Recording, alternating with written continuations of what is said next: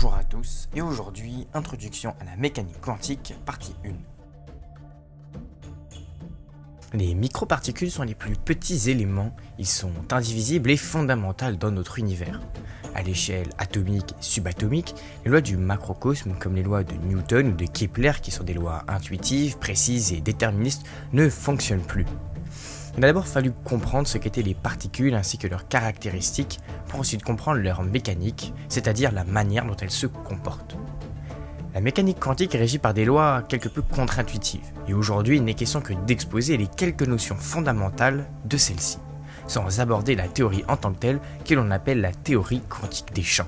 Plus complexe, elle sera abordée séparément. Avant toute chose, il y a deux mots que je risque d'utiliser assez souvent et il me semble assez pertinent de les définir dès le début. Le premier, c'est le mot système. En fait, le système d'un objet quantique est l'ensemble de ses paramètres comme le spin, la masse ou encore la charge électrique. Le deuxième mot, c'est le mot observable. Les observables d'un système sont l'ensemble des paramètres d'un objet quantique qui peuvent être mesurés. Dans le formalisme mathématique de la mécanique quantique, les observables sont des opérateurs mathématiques. On parle donc plus de valeurs propres ou de vecteurs propres quand on se situe dans les mathématiques. Alors dans un but de simplification, le formalisme mathématique restera pris en compte de manière que superficielle, il sera abordé uniquement pour donner des précisions un peu plus approfondies.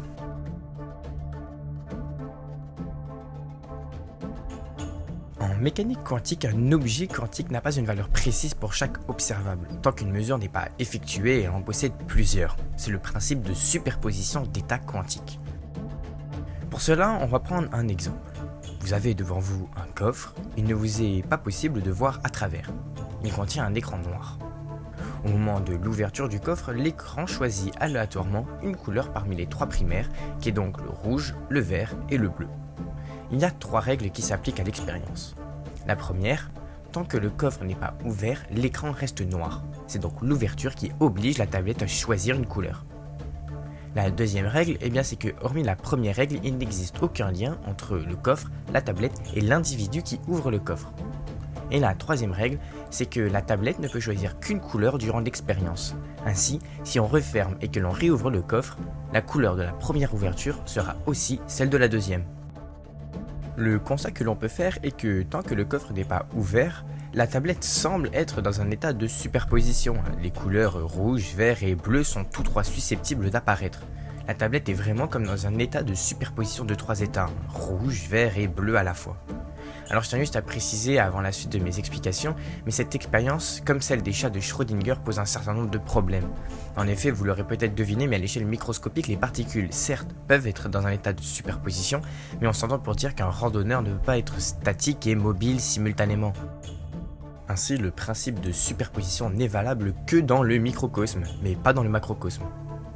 Bon, on va continuer maintenant. En mécanique quantique, les particules agissent selon le même principe. Avant toute mesure, un objet quantique possède, pour une même observable, plusieurs valeurs possibles. Alors chaque valeur possible est appelée état quantique, et le fait d'avoir plusieurs valeurs possibles en même temps est appelé superposition d'états quantiques. Comme par exemple la position ou la vitesse d'une particule. Par exemple, une particule pourrait aller à 1000 et 2000 km/s. Mais lorsqu'on effectue une mesure, la particule choisit son état. Ici par exemple, elle choisit 1000 km/s. Alors un électron gravitant autour de son noyau par exemple ne possède pas de position précise. Il en possède plusieurs tant que l'on n'effectue pas de mesures précises.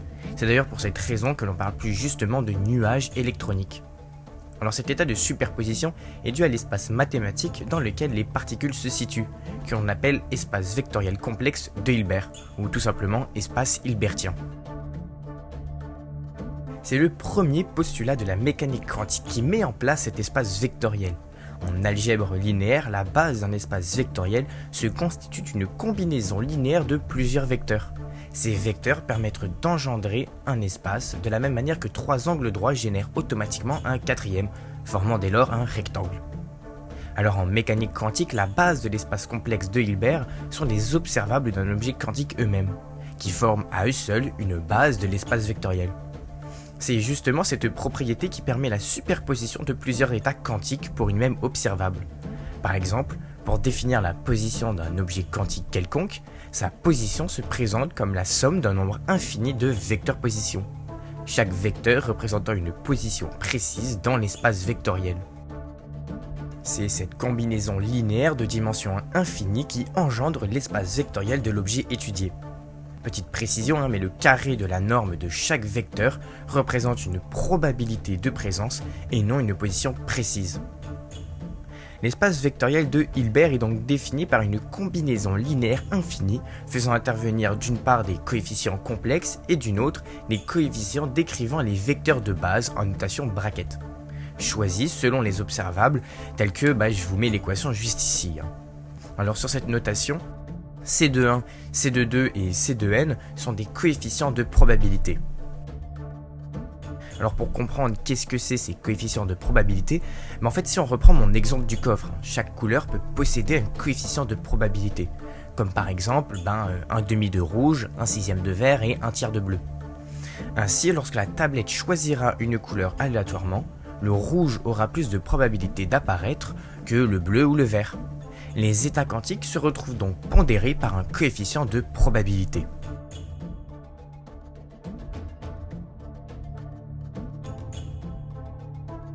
L'indéterminisme de la mesure est intimement lié à l'état de superposition d'une particule, et elle concerne tous les observables d'une particule.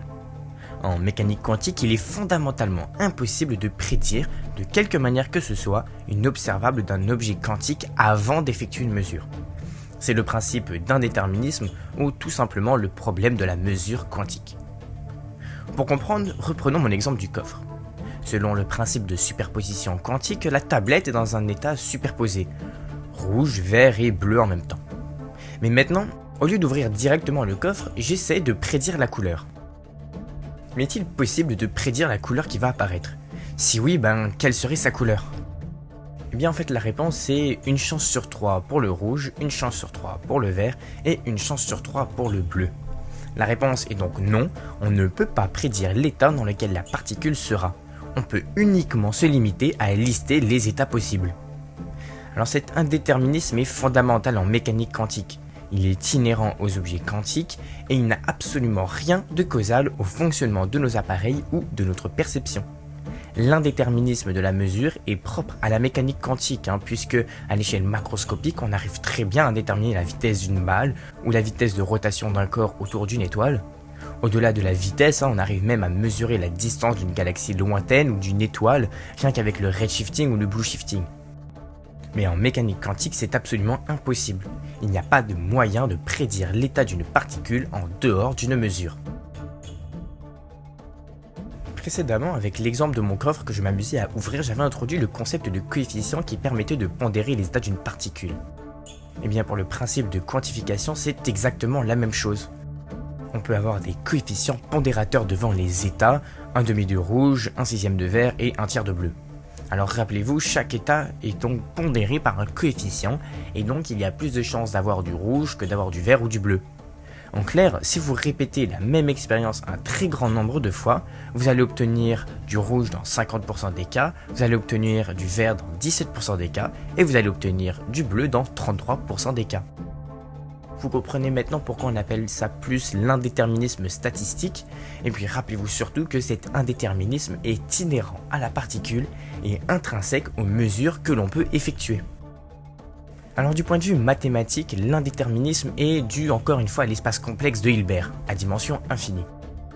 Puisque chaque observable, qu'on appelle aussi valeur propre, correspond à un vecteur de base que l'on appelle vecteur propre de l'espace vectoriel de Hilbert, et que sa dimension est infinie, il est mathématiquement impossible de connaître un ou plusieurs vecteurs de base de l'espace tant que l'on n'effectue pas une mesure concrète permettant de nous donner un des infinis vecteurs de base de cet espace.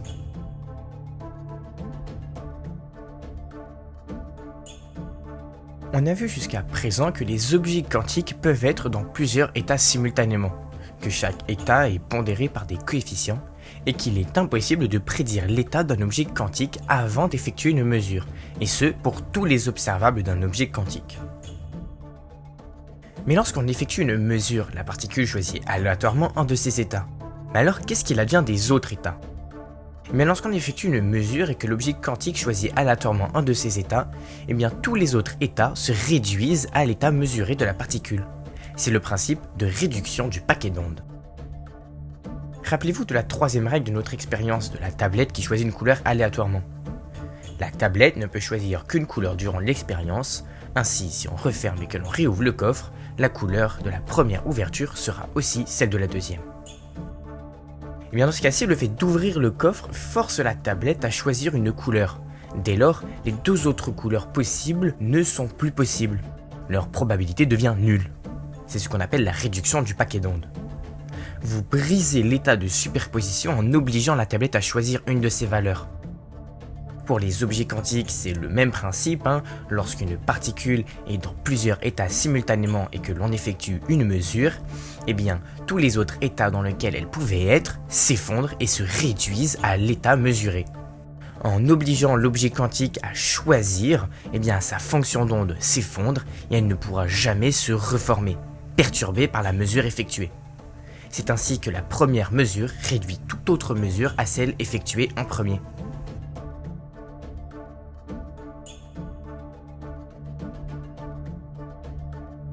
Alors peut-être que vous vous demandez ce qu'est une fonction d'onde.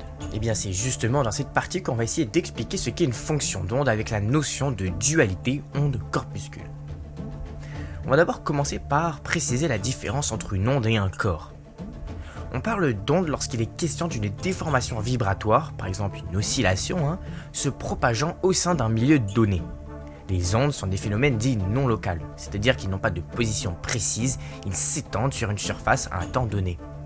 A l'inverse, on parle de corps lorsqu'il est question d'un objet dans un milieu.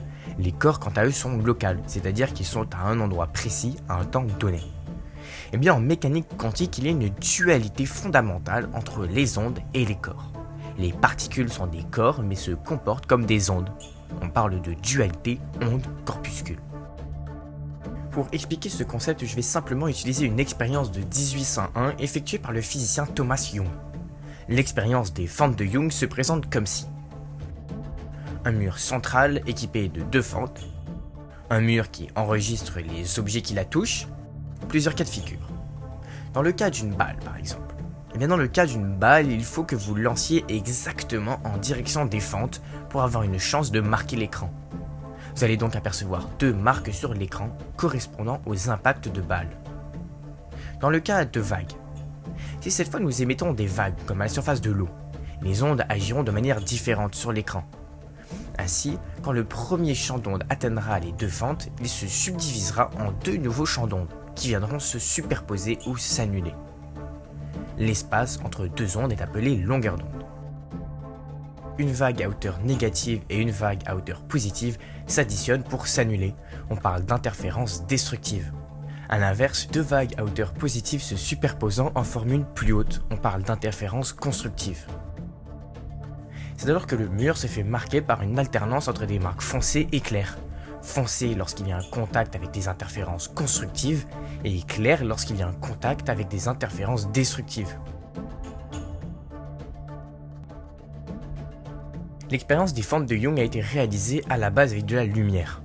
Plus la longueur d'onde est faible et plus l'espacement entre les franges d'interférence est réduit. A l'inverse, plus la longueur d'onde est élevée, plus l'espacement entre les franges d'interférence est grande. Cet espacement est appelé interfrange. Depuis, elle a été réalisée une centaine de fois, notamment avec des faisceaux de protons, et c'est là où l'expérience commence à devenir un poil plus subtile. Alors sans grande surprise, la figure d'alternance que l'on pouvait avoir avec les vagues se reproduit avec le faisceau de protons. Ainsi, le faisceau de protons se comporte donc de manière ondulatoire. Maintenant, on va balancer un proton à la fois. Bien à votre avis, va-t-on retrouver une figure corpusculaire comme avec les balles, ou est-ce qu'on va retrouver une figure ondulatoire comme avec les vagues ? Eh bien, on va retrouver une figure ondulatoire. Cela veut donc dire qu'un proton, un corps, agit en réalité comme une onde. Ce n'est donc pas le faisceau de protons qui crée cette alternance, mais le proton en lui-même. Même si cela peut paraître bizarre, en mécanique quantique, c'est tout à fait normal.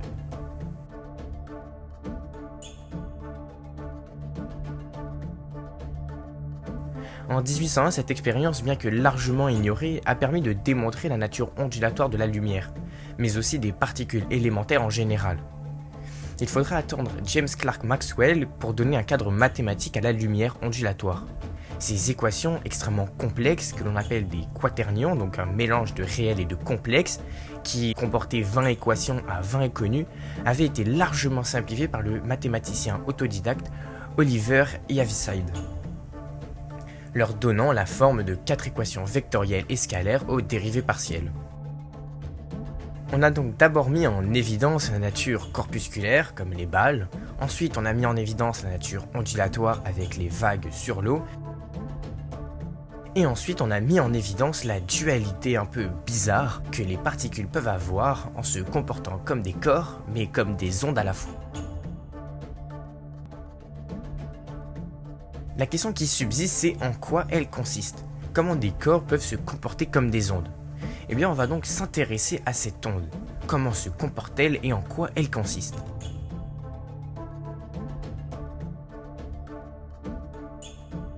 Je commencerai par rappeler qu'à l'échelle quantique, une particule n'a pas de position fixe. Vous l'aurez bien compris avec les notions de superposition quantique et de l'indéterminisme des mesures, une particule ne possède pas de position fixe, et il est fondamentalement impossible de la connaître tant qu'une mesure n'est pas effectuée. L'état de position est égal à la somme de ses positions, chaque position étant pondérée par des coefficients. Visuellement, on pourrait la représenter comme si une superposition de 4 positions pondérées par 4 coefficients différents. L'ensemble des coefficients de probabilité forme une courbe de probabilité. C'est justement cette courbe de probabilité que l'on appelle la fonction d'onde, et c'est elle qui attribue aux particules leur comportement ondulatoire, malgré leur apparence corpusculaire. Cette animation de science-clique serait plus visuelle. Les particules voyagent carrément avec leur onde de probabilité.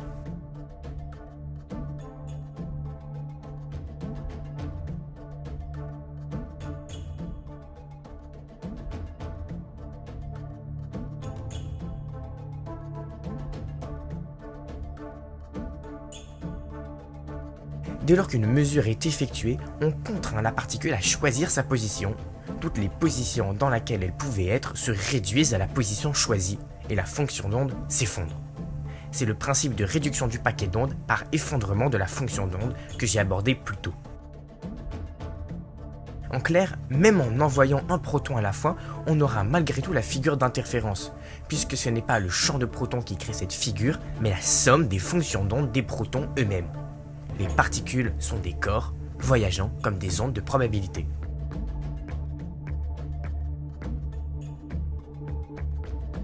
Le côté mathématique est assez sympa et facile à comprendre quand on ne rentre pas dans le calcul d'aire de champ de fonction d'onde.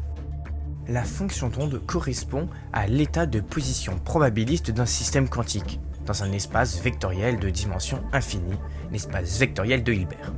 Pour rappel, la notation d'un état quantique est notée phi de t. Puisque la fonction d'onde concerne uniquement la position R d'un système, on la note phi de R de t, ou R phi de t. L'espace vectoriel de base infinie est un espace complexe, donc par définition l'amplitude de probabilité, respectivement l'amplitude de l'onde, prend une valeur complexe. Et tous les calculs y faisant référence sont des calculs de nombres complexes. La probabilité de mesurer la position d'une particule au voisinage de R, donc au sein de la fonction d'onde, est proportionnelle au carré du module de la fonction d'onde, que l'on note valeur absolue de phi de R de t au carré. Mais attention, sur le schéma je vous ai mis une courbe en 2 dimensions, mais rappelez-vous, on est dans un espace à 3 dimensions. Donc cette équation ne donne pas vraiment l'air sous la courbe, mais nous donne en fait une densité volumique de probabilité de présence au voisinage de R. La plupart des calculs liés à une fonction d'onde requièrent les intégrales. J'aborderai cela quand je serai plus calé sur le sujet. La dualité onde-corpuscule ne démontre qu'un des 2 principes de la mécanique quantique. En effet, la mécanique quantique est régie par la mécanique ondulatoire de De Broglie et Schrödinger principalement, celle que nous venons d'expliquer, et la mécanique matricielle de Heisenberg, Bohr et Jordan. Je ne veux pas me concentrer là-dessus aujourd'hui, mais elle est extrêmement intéressante dès lors que l'on a compris les notions présentées aujourd'hui. Ces 2 principes, unifiés par Schrödinger en physique et Neumann en mathématiques, forment donc la mécanique quantique.